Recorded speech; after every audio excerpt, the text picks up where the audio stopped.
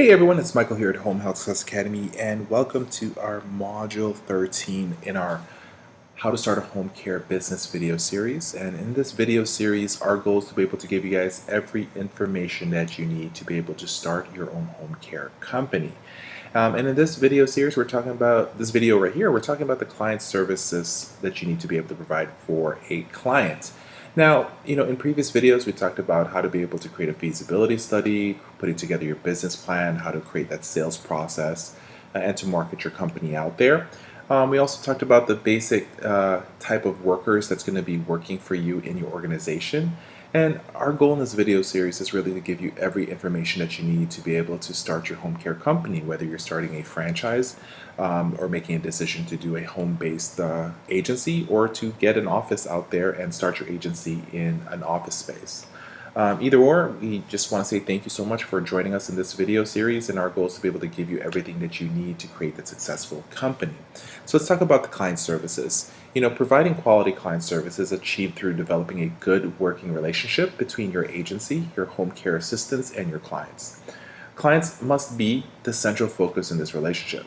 Okay, and we're talking about not just the clients that you provide the care to, but their loved ones, or the referral sources that wants to be able to refer patients to you. Service needs to be provided in a way that preserves dignity, treats each person with respect, is safe, and safeguards privacy. Every one of your clients should have, and definitely will have, a unique personality, their own history, certain likes and dislikes, wants and needs. They may have strengths and weaknesses, and a wide range of experiences. The services must be delivered in such a way to recognize this and maintains the person's independence. And that's the reason why they're using caregiving services, because they want to stay at the comfort of their home rather than going to a nursing home or to a senior living facility. To achieve a high level of quality service, you should apply the following. You must have efficiency. Service and or referrals are initiated the right way, in that you actually have a good service program and how to be able to onboard a particular client. You must provide fairness. The process of providing customer service must be clear that all the terms and conditions of the services. It must be cost effective. Service is cost efficient and competitively priced. Now, there's nothing wrong being the highest priced person, but make sure that you deliver more services as much as possible. I always tell people don't be the lowest agency as well, because that prevents you from being able to find the right type of care people to provide the care, and at the same time as it limits the ability for you to be able to provide more services for the client. You must have satisfaction. The client must be satisfied. They must be satisfied with the services that you deliver. And if they are not, find out what you need to do to be able to solve the problems. Find out what you can do more for that particular client to make them happy. That is the best way to be able to keep the clients and get more clients out there. You must understand that you must be flexible. Flexible services which can reflect clients' current needs. Sometimes certain clients may need services in the morning, or maybe in the afternoon, or maybe somebody to come in at night, or for 24-hour services. Either or, you must be able to show that you have flexibility for the client, because that's how you're going to be able to get them to stay with your agency. Think about cultural considerations. Home care assistants work with people from many backgrounds, and our caregivers also come from many backgrounds, who have different values and different beliefs. They may find other people's practices or beliefs to be odd or strange, as they are different from their own. Home care assistants may notice that all kinds of opinions, thoughts, beliefs, and behaviors are different from their own, including religion, attitude about disability, attitude about work, importance of family, and whether or not the family should be involved in decision making, importance of punctuality, attitudes about seniors, food choices, or displaying or not displaying any emotions. There's also personal boundaries in client services. When dealing with clients, it is important that the home care assistant keep their working relationship on a professional level. Since the relationship could evolve into one of those friendship in a very short time, this is easier said than done, because home care assistants are caring for their clients' personal and intimate needs. Because their heart are in the right place, clients/families could take advantage of them. By remaining professional, future problems and expectations can be minimized. There has to be a boundary between professional and friendship. And no matter what, when you are getting paid for services, it has to be in a professional business manner. But at the same time, providing care, making sure that you want to provide great care for them and provide the services that they need, but trying to keep it in that level of a business aspect of things rather than a friendship aspect. We must always adhere to the client's bill of rights, and you must put that in place into your policies and procedures. But right here is a quick summary of certain privileges and liberties considered essential to a group of people. And so we want to be able to share that to you, right? So the clients have the right to be spoken to or communicated with in a manner they can understand, be told about their rights and responsibilities by the agency, choose what home care assistant they want, be treated courteously, have their property treated with respect, have privacy while receiving care. They should expect safe and competent care at all levels. They should participate in the development of plan of their care. They should be and always should be informed of caregivers who will be delivering the services. They should have a say in when the services will be delivered, have a say in the expected duration of the care, and many, many more. Let's talk about personal information and privacy. Personal information is any data about an identifiable person, which includes information about his or her home, address, contact number, family, career, education, finances, health, activities, opinions, beliefs, and even comments that others have expressed about them. It includes information in any form. When clients obtain home care services, they must disclose a lot of personal information in order that their needs can be identified and remedial care plans can be actually developed. There's confidentiality. Confidentiality is an ethical principle that information relating to the client is kept secret unless the client gives permission to disclose that particular information. Home care assistants work very close with clients in their homes as well as their families. What they hear and see in the home environment should remain private. Breaching confidentiality could have major consequences such as a job loss or a client loss. And so we want to be able to make sure that our team is prepared and aware of what our rules are in our policies and procedures regarding confidentiality. There's also guidelines for disclosing confidential information. The information provided must be limited to the minimum amount of information necessary to accomplish the purpose for which it is being disclosed. The number of people informed must be restricted to the minimum number necessary and only to the people who actually should have those information.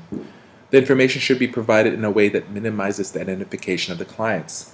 So this is where your agency must put together certain provisions, certain policies and procedures. In the organizations that I lead, that I manage, I make sure that the staff who provides care are aware that they cannot take any pictures with the clients.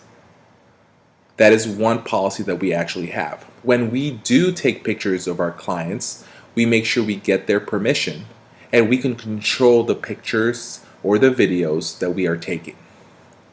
So these are things that you need to be able to make sure is in place. For our software that we use for our client services, only the caregiver who's providing care for that particular client has access to that, or anybody in the office has access to that particular client.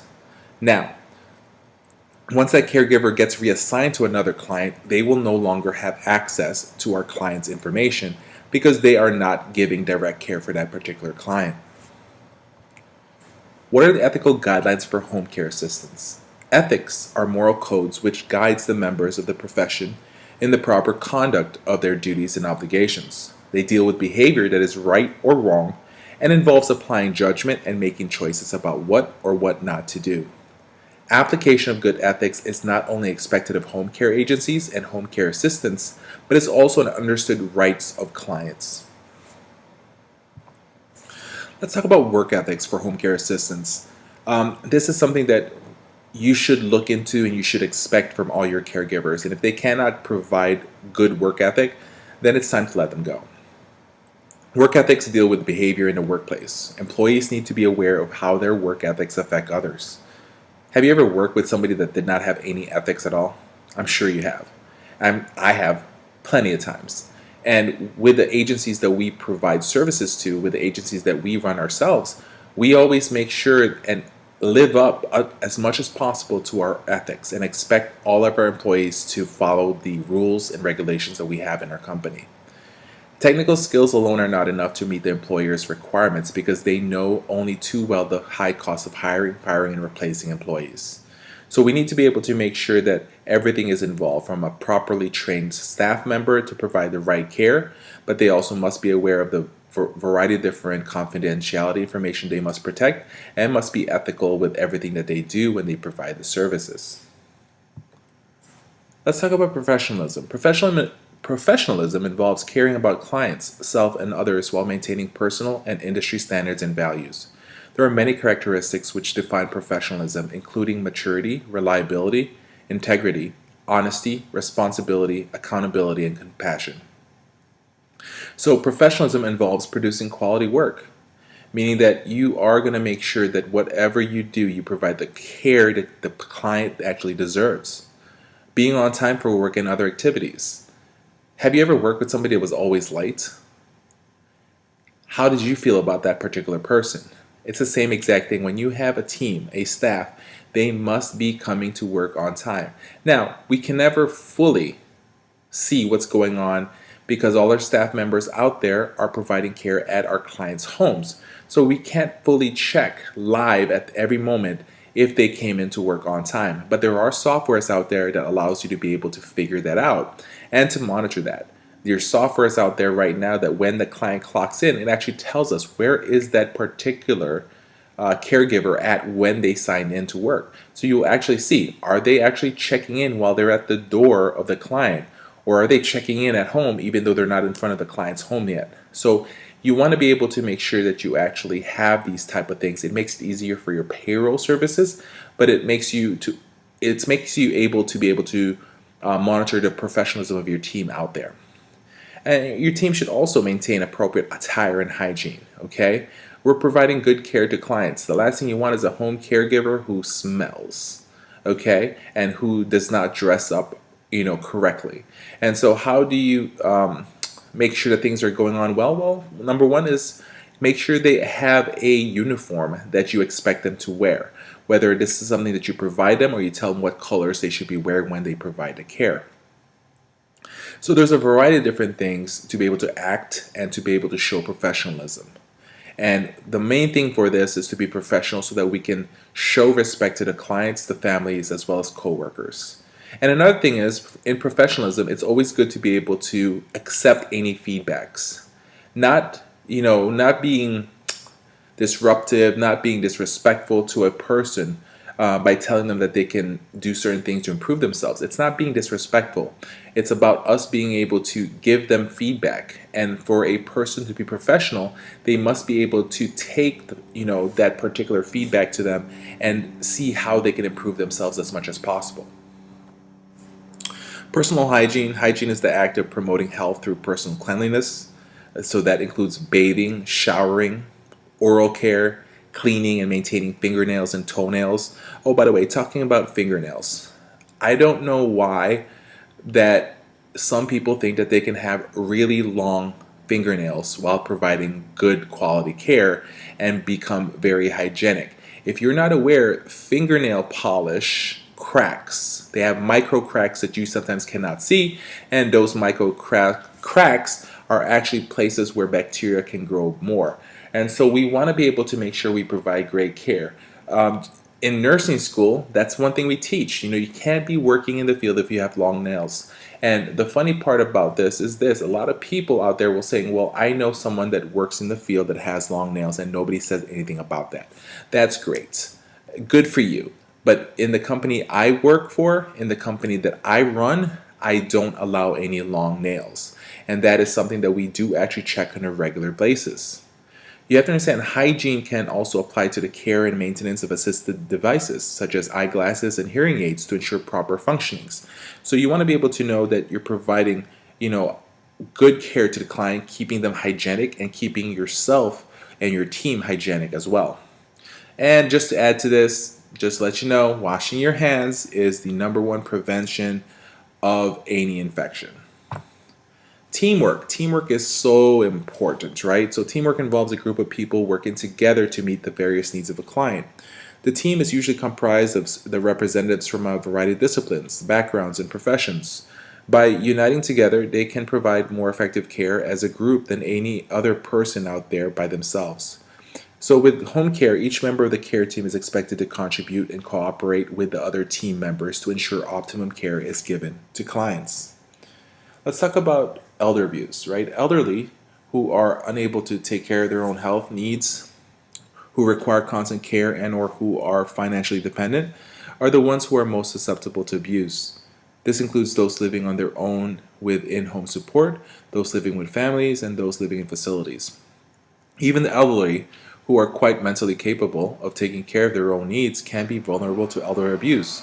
We see this time to time basis online how a lot of caregivers, nurses out there, even physicians out there, even personal lawyers out there have abused an elderly at one point. And we're not just talking about sexual abuse or verbal abuse, we're talking about financial abuse as well, and a whole variety of different ways a client is taken advantage of. And we want to be able to make sure that we notify the team that we have in our office, notify our caregivers in the field that this is not going to be tolerated. And so you should have policy and procedures in place on what happens when something is discovered. So moving on to the different types of abuses, like I said earlier, there's the physical abuse. It's the willful infliction of physical pain or injury, such as hitting, slapping, kicking, pinching, beating, lashing, and whipping. There's verbal abuse, which involves unkind gestures, uttering or writing unfavorable words, scoffing at, criticizing, or denouncing a person. There's involuntary seclusion, confines a person to a specific area. There may be financial or material abuse. There may be emotional or psychological abuse. There's sexual abuse. There's even neglect. Neglect is the failure of a caretaker to provide goods or services necessary to avoid physical harm, mental anguish, or mental illness.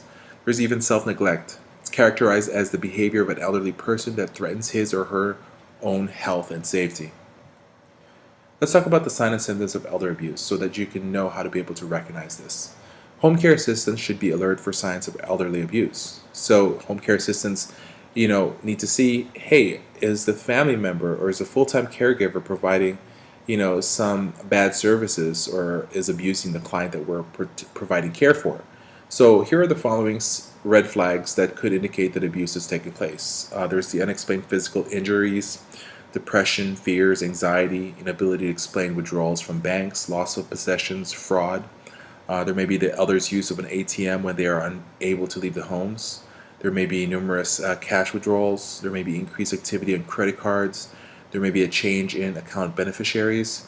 And there's a new authorized signers on the accounts. So these right here are just a few of the signs and symptoms of elderly abuse out there. So I hope this quick video was able to give you guys some great information so that you are aware on what type of services and how we're in need to be able to provide the great care for our clients, especially when you own your own home care company. So if you have any questions, always send us an email or give us a call. We definitely want to be able to help you create your own successful agency.